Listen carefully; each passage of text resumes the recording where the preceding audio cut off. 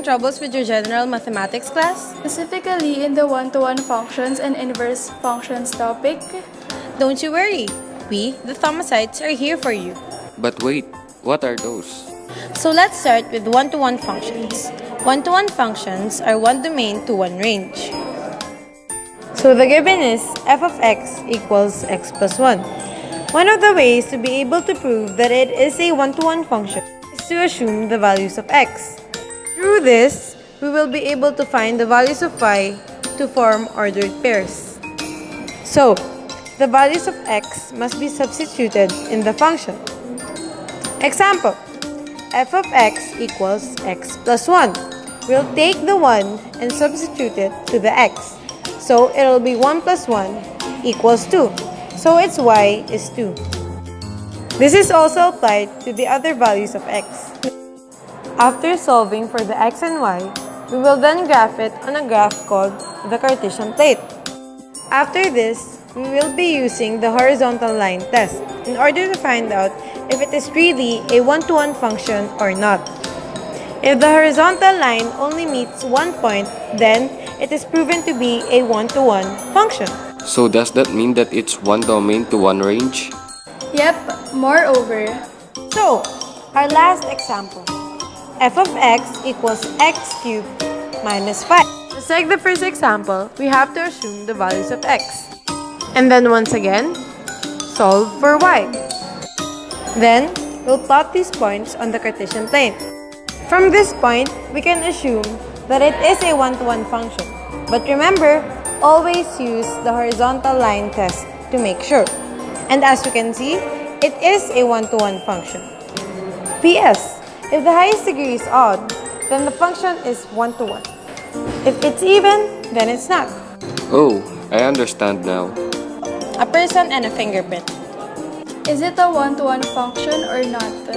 It's not? That's quite wrong. It is a one-to-one function. Why? Because let's see the person as the domain and the fingerprint as the range. Only one person can have the fingerprint, and the fingerprint can only belong to one person. So one fingerprint to one person is a one-to-one function. Oh, so it's like a student and a student number? That's right. Now let's move on to inverse functions.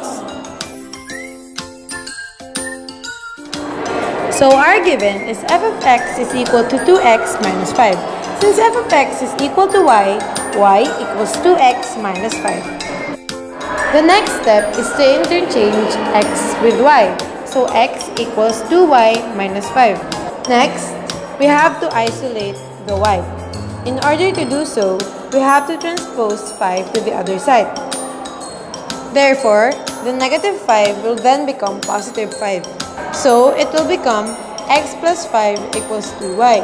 In order to fully isolate the y, we have to divide both sides by 2 and then cancel out the 2. So, x plus 5 over 2 equals y.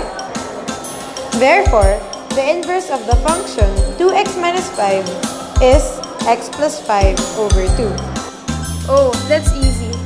So, here's our next example. G of x equals 3x plus 6. Since g of x is equal to y, y equals 3x plus 3. Once again, we have to interchange x and y. So, x is equal to 3y plus 6. And then, isolate the y.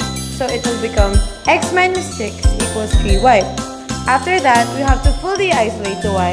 So divide both sides by 3. Then, it will become x minus 6 over 3 equals y. Therefore, the inverse of the function g of x equals 3x plus 6 is x minus 6 over 3. Wow, that was quite easy. We hope you learned something from us. Bye!